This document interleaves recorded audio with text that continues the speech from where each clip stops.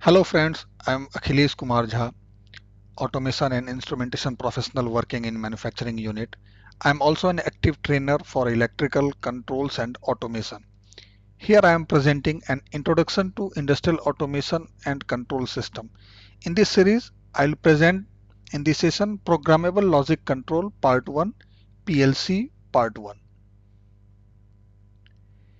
In first and second part of this series, we have discussed about basics of relay logic control system with examples of DOL and star delta starter. So first and second session, we discussed about relay logic control system and take an example of DOL and star delta. Now it is a turn of this programmable logic control system, and we are starting from basics. So we'll just give you introduction of basics regarding this PLC control system. Now we'll discuss basics of programmable logic controller PLC. For detailed information, we'll take up individual sessions in this series for each subtopic. In this session, we'll discuss about what is programmable logic controller PLC, types of PLC, description of major components of PLC, architecture of PLC, PLC cycle, and operation sequence of PLC. So these are the topics we'll discuss, we'll cover in this session, and rest other part and advanced version of PLC control system we'll discuss in later parts. What is programmable logic controller PLC? A programmable logic controller PLC is an input-output processing computer. Also, we can say this is an industrial computer. So we are taking this example of Siemens PLC, which is definitely very basic module. PLC receives input signal from sensors and executes logic stored in memory and generates output based on logic. We can say simply what exactly PLC does. So it has some program, and this program is dependent on status of inputs. Based on status of inputs, this program decides outputs which are available, and in this way we can control our sequence of machine. It is also termed as an industrial computer that contain hardware and software used to perform control functions. A PLC consists following sections: power supply unit, also called PSU. You can see this. Central processing unit, CPU. This is also called brain of PLC. Then input module, where inputs are connected, and output modules, from where we connect output devices. Now, major blocks of PLC. Power supply unit, PSU. This unit provides different voltage levels as per requirement of all other modules in PLC. Common voltage levels required by PLC are simply 24 volt DC, 120 volt AC, in some cases 220 volt AC. So these are depending on application and control system what we are using.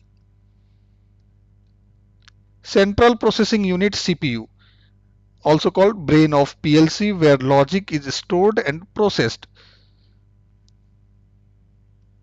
Input module receives input signal from field devices and interface them to processor. So these are receiving points where inputs are collected from field devices, and those are further processed to CPU for its operation. Now output module flashes output signals as per result of logic execution and interfaces.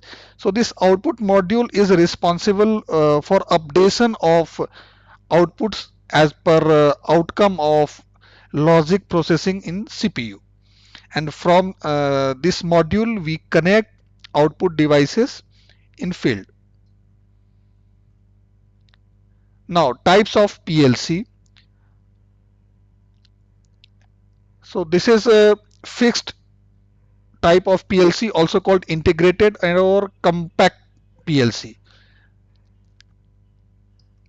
This PLC is most commonly called a fixed input output PLC. In short, we use to say fixed IO PLC. Fixed IO stands for fixed input output. Input section and the output sections of the PLC are integrated into the microcontroller itself. In this type of PLC, you can say all the blocks are integrated in a single block.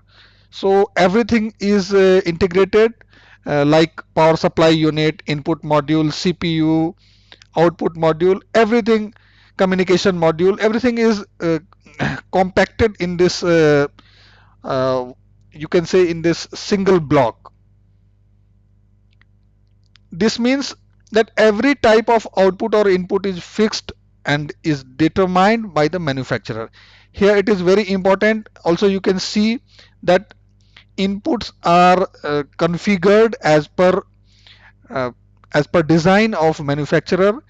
Also you can say that manufacturer has just fixed specification of inputs and outputs, even numbers of inputs and outputs. However, uh, we can see nowadays that these type of modules are also getting interconnected by some means of communication. But in basic nature, you may say that input outputs are fixed, and definitely these are designed as per manufacturer's plan. Also, number of input outputs may not be expanded in this type of PLC. Yes, however, we can see some exception as some advanced module nowadays, some advanced fixed type, compact type PLC module nowadays are also available, which support some communication with other modules. So you can see some exception, but definitely in basic nature, these are fixed IO type of PLC. Now we'll take another type of PLC, and which is modular PLC. So this is for basically a big application. Modular PLC is a rack mounted or rack mount PLC. This allows multiple expansions of the PLC system through the use of modules. In a rack mount PLC, the communication module of the PLC resides in the rack itself, so all connections are centralized. You can see in a rack mounted PLC that every module is connected to a rack which communicates with each other, which provides means of communication. So it is very easy to alter number of inputs, outputs, placings of modules, um, addition or deletion of IO numbers. So all these are possible based on the configuration and this rack mounted type of PLC. The power supply, communication module, input output module, all are separate to the actual microcontroller, so we have to manually connect them to each other to create our PLC control system. So you can say that you will get a lot of opportunity to configure, to arrange as per your requirement if you use this rack mount type of PLC. So definitely some higher level skills are also required for configuration and installation of this PLC, and definitely will get some more flexibility if we use this, and these are very suitable for large type of control system. Now, based on output types of PLC are. Earlier we have just discussed compact type and rack mount type. So this is another criteria where we'll distinguish, where we'll classify PLCs, and this is based on output. So first of all, we have relay output PLC. PLC controls the switching of relay by running current through its coil. Simply, when we say this relay output PLC, we mean that we have potential free contact, and we can take output of any voltage which will apply on common of relay point. So we have lot of flexibility if we use relay output PLC. Transistor output PLC. Transistors are used for switching operations inside microprocessor. So with this type of PLC, we can just take outputs which are possible from transistor switching. So definitely more accuracy is there if we consider, if we compare with the relay output type. But definitely here we have some restriction. We cannot we cannot take all types of output. Another one is analog output PLC. So these are to control a process handling analog input output signal. In this case, we can take even analog outputs from PLC, and also we can interface analog input to PLC.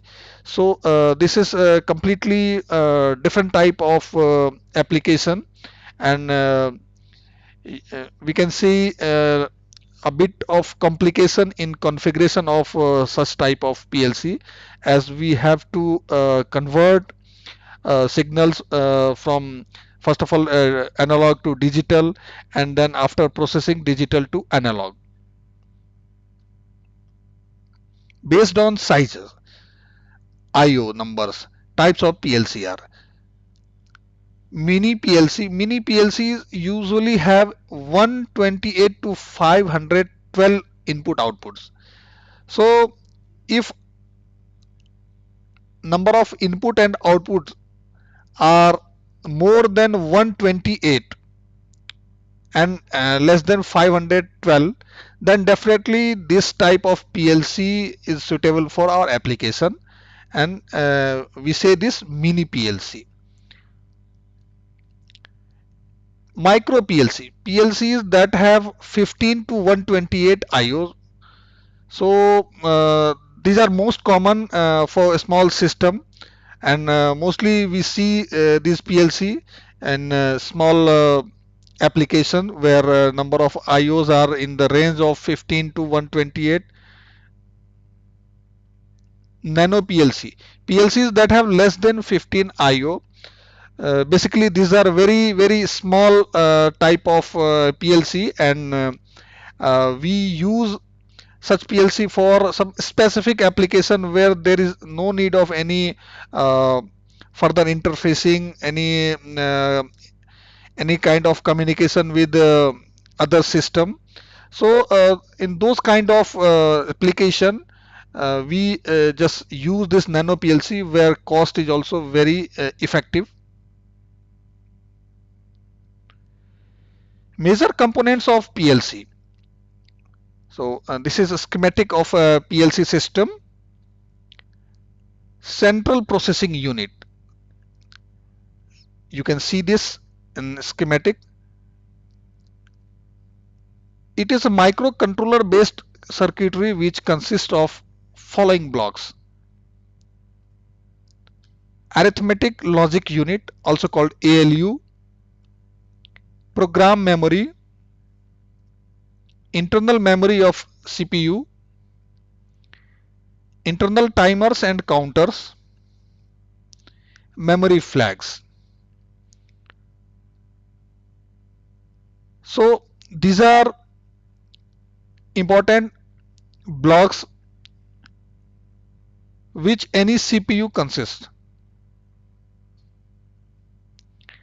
CPU performs scanning, I/O bus traffic control, program execution, peripheral and external device communication, special functions or data handling execution, and self diagnostics. So every important activity is being performed and controlled by CPU, and we can see that it starts from scanning, input output, traffic handling, program execution, then communication monitoring, further diagnostics. Even in case of any fault arises, any kind of abnormality arises, that is also being diagnosed and corrected by CPU.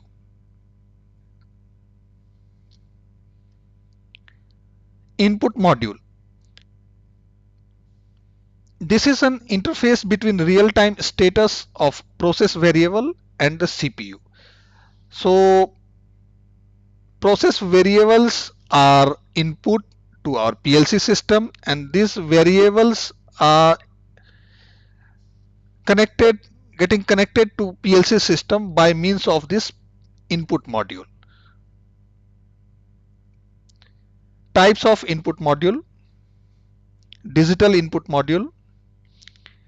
Typical input to these modules is a 24 volt DC, 115 volt AC, 230 volt AC. These are depending on our control system, what kind of control system we are using. Examples of these digital input modules are where we use some sort of switches, push buttons, relays, pump valve on off status.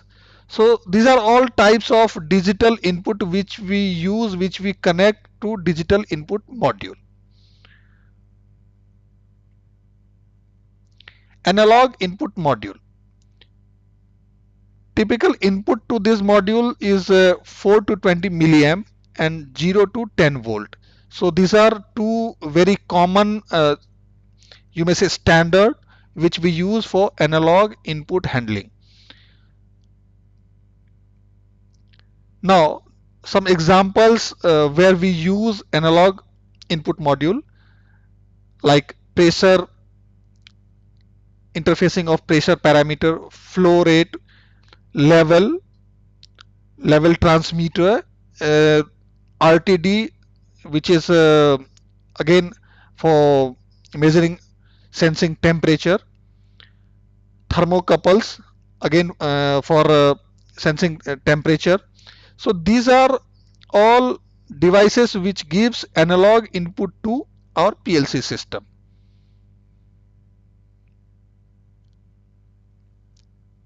Output module.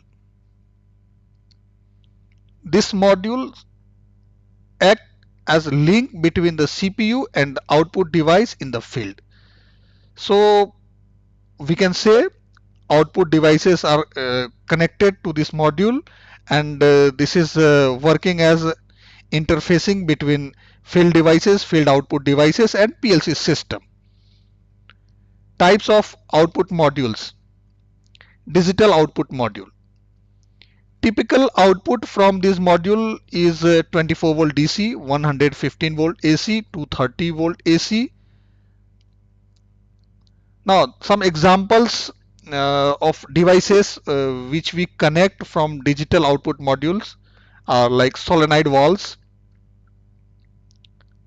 lamps, actuators, dampers, pump valve on off control.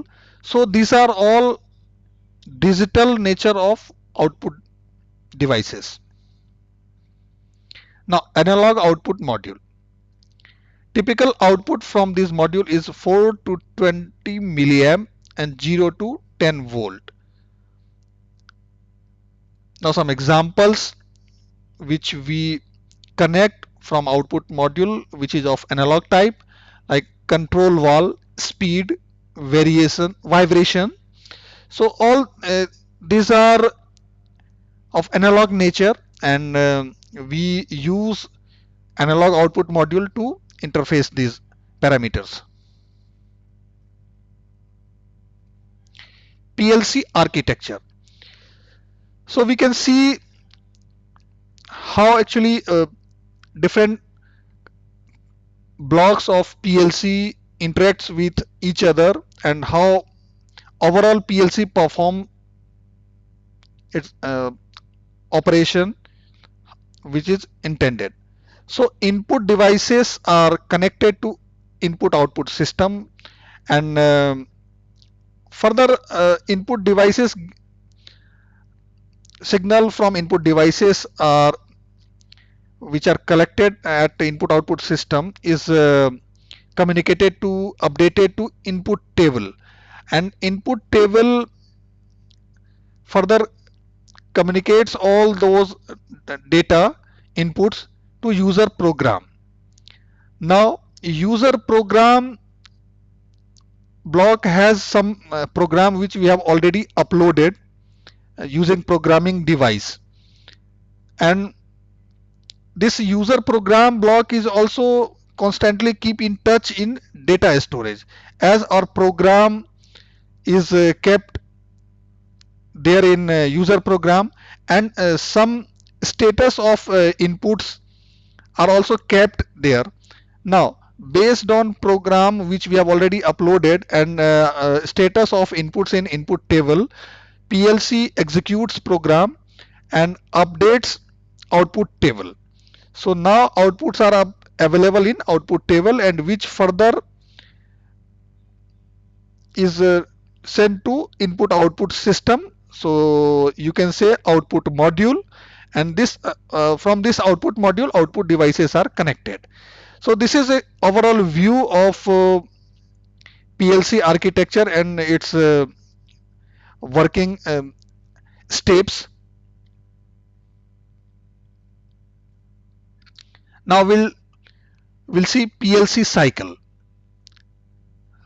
You can see inputs are further processed at a programmable controller, from where we get outputs, and output again status of individual outputs are further these are sent to machine or process.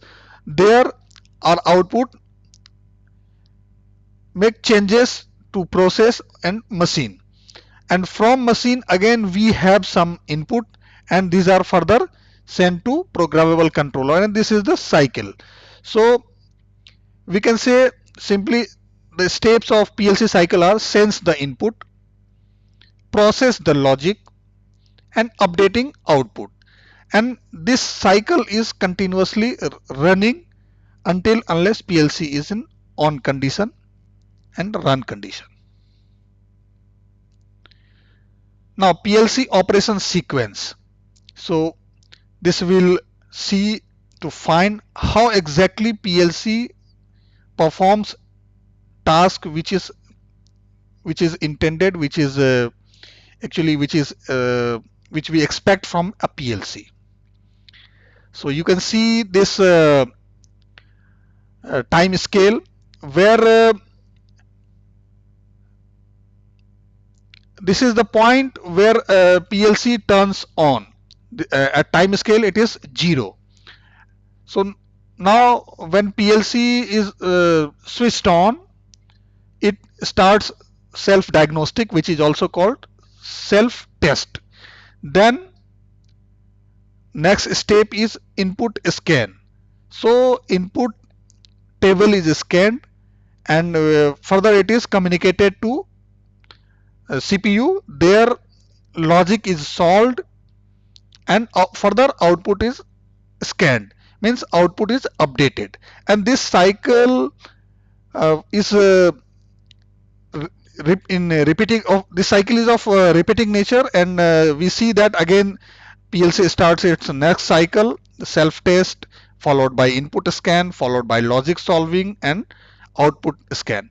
So simply we can see this one cycle of PLC, and this one cycle of PLC maybe of time duration 1 to 100 millisecond. And this again depends on number of rung which we use in PLC ladder logic. Uh, Definitely we'll discuss this in next slides. So this is very important for any PLC. This is very important parameter for any PLC, and this may be in range of some few milliseconds to some 100 milliseconds. Now we'll just take up these steps one by one. So there are four basic steps of PLC operation. First one is self-test. In this step, PLC checks to see if all cards are error-free, reset watchdog timer, etc. So this is just you can say self-diagnostic that yes, everything is in fine condition. Now input scan. In this step, PLC reads value from input cards and copies their value to memory. Now logic solving. Based on the input table in memory, program is executed one step and at a time, and outputs are updated. So actually this is for single cycle. So in every cycle PLC has to check, perform self test, then input scanning, then logic solving, and output scanning. In output scan, output table is copied from memory to output card, and output card then drives output devices. So we can see that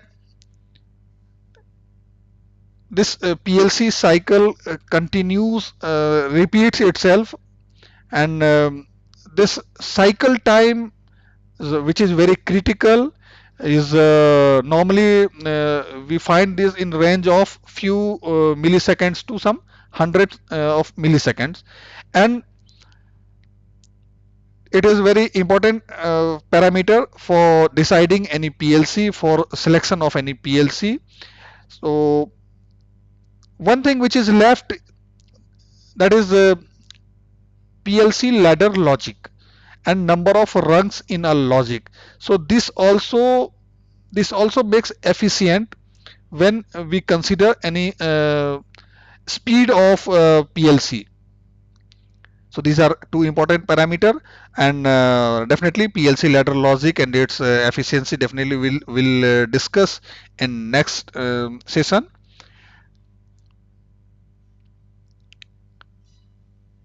So now I am curiously looking for your queries, comments, and appreciation. I have tried my best to convey you basic introduction, basic knowledge of PLC, so that uh, you can proceed very smooth if we go to advanced topics, or we go in depth for any particular topic in PLC. With that hope, definitely you will find very useful.